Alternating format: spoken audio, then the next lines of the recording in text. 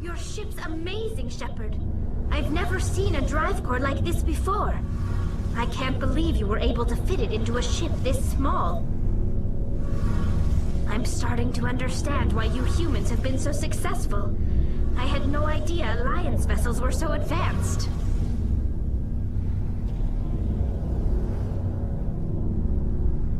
The Normandy's a prototype, cutting-edge technology. A month ago, I was patching a makeshift fuel line into a converted tug ship in the flotilla. Now, I'm sitting on board one of the most advanced vessels in Citadel space. I have to thank you again for bringing me along. Traveling on a vessel like this is a dream come true for me. I had no idea you found ship technology so interesting. It comes with being a Quarian. The migrant fleet is the key to the survival of my people. Ships are our most valuable resource. But we don't have anything like this. We make do with cast-offs and second-hand equipment. We just try to keep them running for as long as we can. Some of the fleet's larger vessels date all the way back to our original flight from the Geth. I can't believe your fleet's still using ships that are 3 centuries old. They're constantly being repaired, modified, and refitted. They aren't pretty, but they work. Mostly.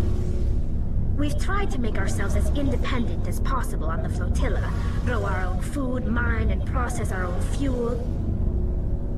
But some things we just can't make on our own.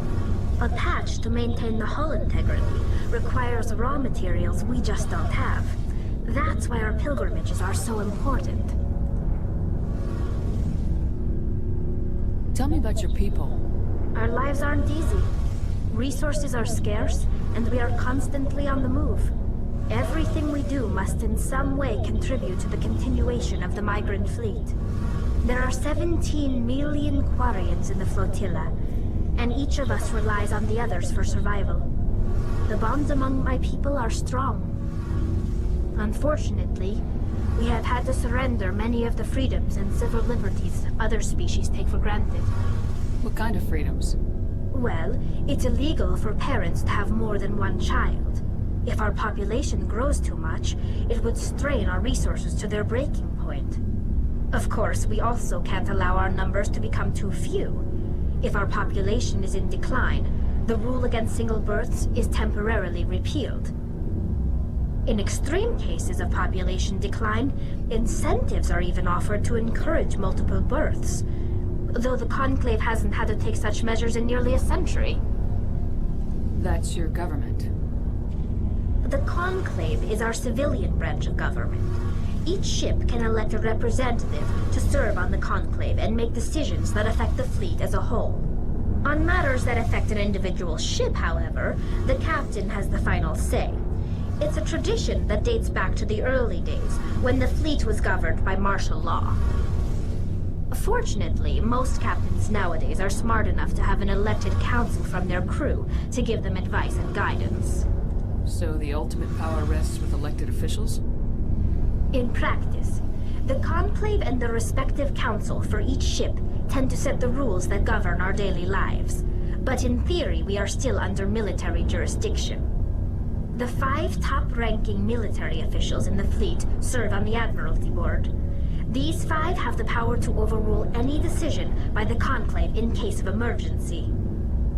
To do so requires unanimous agreement among the Admiralty, and they can only do this once. After that, the entire board must resign their posts. It's a safeguard that served us well. In nearly 3 centuries, the Admiralty Board has only overruled the Conclave 4 times. I want to know more about the Geth. I doubt I can tell you anything you don't already know. It's been almost 3 centuries since they drove my people into exile. All I know is the story of their origins. What they were when we created them, and how they turned on us. Interesting. The Geth were originally created to serve as an automated manual labor force. Initially, their intelligence was as limited as any VI. Over time, we made small modifications to their programming to allow them to perform more varied and complex tasks, bringing them closer and closer to true AI status. How come the Council didn't step in and stop you?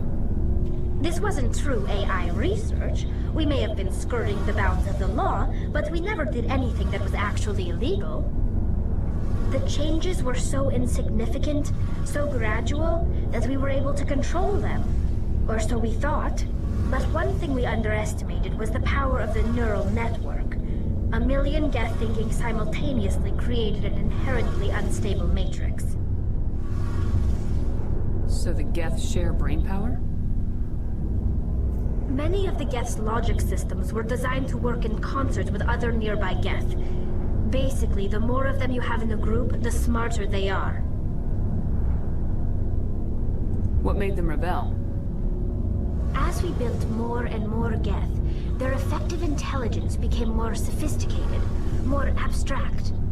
One day, a Geth began to ask its Quarian overseer questions about the nature of its existence. Am I alive? Why am I here? What is my purpose? As you can imagine, this caused a near panic among my people. What did you do? It was inevitable the newly sentient Geth would rebel against their situation. We knew they would rise up against us, so we acted first. A general order went out across all Quarian-controlled systems to permanently deactivate all Geth. The Geth responded to this order violently. Hey, you can't blame them for fighting for their survival. We had no other choice. The Geth were already on the verge of revolution. By acting quickly, we had a chance to end the war before it began. The hope was that most of the Geth would still be little more than machines, incapable of organized resistance. But they had progressed much further than anyone anticipated. The war was long and bloody. Millions upon millions of Quarians died at their hands. In the end, we were forced to flee our own homeworld. We feared the Geth would pursue us, but they never came beyond the Veil. Now we drift through space, exiled, searching for a way to reclaim what was once ours.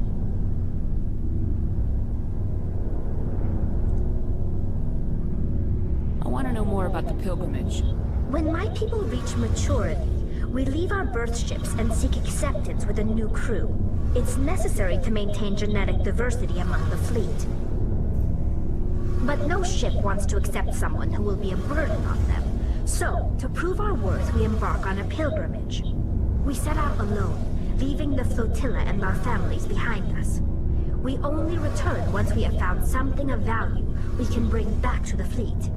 This is presented as a gift to the captain of the respective ship we wish to join. If the gift is accepted, we are welcomed into the crew. Can a captain choose to reject the gift? That doesn't happen often. Most captains are eager to increase the size of their crew. It increases their own standing in our society. Even when a gift is not particularly valuable, the captain usually accepts it out of a sense of tradition. However, there is a stigma to presenting a substandard gift. It's not the best way to make a good impression on a new community. Most pilgrims don't return until they find something worthwhile. I can't believe they just send you off alone. It's not like they just cast us out. Before we leave, we are given lessons in how to survive outside the flotilla, and given gifts to help us on our journey. We also receive implants to fight off sickness and disease. Generations of living in an isolated and highly controlled environment have left our immune systems weaker than most. By the time we leave the fleet, we are well equipped for the pilgrimage. This is a rite of passage for all Quarians. If it were dangerous, our numbers would suffer. Virtually every pilgrimage ends with a triumphant return and the ritual presentation of the gift to one of the fleet's captains. I want to talk about something else. Like what?